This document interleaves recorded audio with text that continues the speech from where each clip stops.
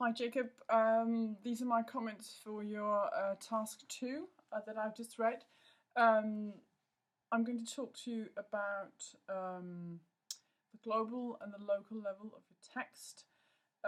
If doesn't ring a bell, go back to the PowerPoint that I presented you with the first time that we met. You'll find a slide on that, and you'll find the slides on how to structure a paragraph. First of all, there are loads of things that work in your text. You have good vocabulary. There's good cohesion. When we talk about cohesion, that's at the local level. So that means that there aren't any like grave errors in a sentence, grammatical errors, etc. So good cohesion at the local level, really good fluency as well. So a lot of good things going on in your text.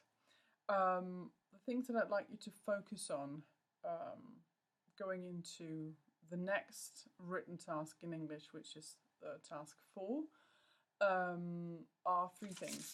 One is the layout, starting at the very sort of tiny nitty-gritty things. You use 2 types of layout. Page 1, you just hit enter once when you go into a new paragraph. But on page 2, you then seem to hit enter twice. Now, this seems like a ridiculously minor thing. The thing is, it confuses the reader. You immediately think, something major is happening in the text. We're now going completely in a different direction, because what he did earlier was just to do, skip 1 line, but now you're skipping 2 lines. So just keep that in mind, that everything you do in terms of layout signals something to the reader. It tells me something. If you do subheadings, which is really good, that signals to me this is divided into parts that are somehow finished, and then there's a transition into a new part that tells me something different. So already I'm starting to form an idea of what I'm to expect from the text. So just bear in mind that layout is in fact important, though it seems minor. The paragraphs itself, moving up to a more global level, they work really well. There are some places where you seem to add new information at the end of the paragraph. It seems relevant to the context, but it's like you add them on at the end. To me, it seems they should go with the topic sentence or in the beginning of the paragraph. Look back at the PowerPoint that I did and use those templates.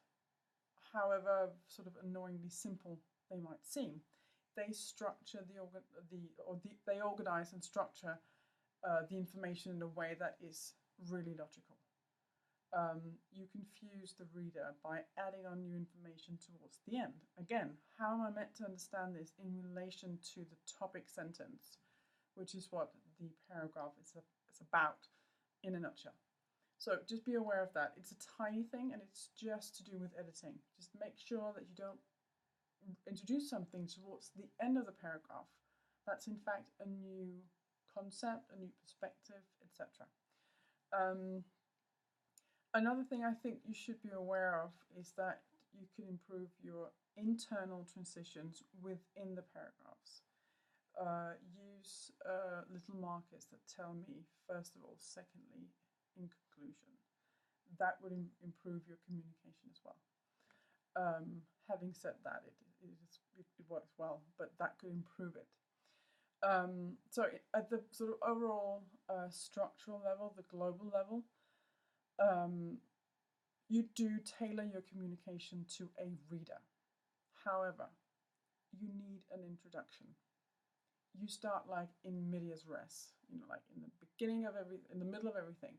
I need to know, what is this text going to tell me? How is it structured? And what's the point of this? Why should I read this? What will I get from it? So just it can be just like a very short paragraph. Sometimes even just 5 lines tells the reader what's going to happen, where am I going to end up at the end. So do that. And also, this is meant to be a discussion. Once you go through Pay, Ward, and Mueller, you need to then sum up. Where do you arrive at in terms of use of air power in coin operations? How do these three thinkers, in terms of strategy, how relevant are they to coin operations in your point of view? So you need to lift it to that sort of kind of your assessment or your evaluation of the relevance of these three theories. So just to sum up, layout, it does matter. Paragraphs, they need to be organized in one of those templates that I've showed you. And then think of the structure, the beginning and the ending. Make sure that the reader understands how am I getting from the description to the analysis to the conclusion. Signpost along the way. That will greatly improve your text. There's a lot for you you have a good place from which to build. A lot is working already, so but I'll look for these three things in your next text and give you more feedback on that. Okay, that's it for me. I'll see you on Friday. Bye.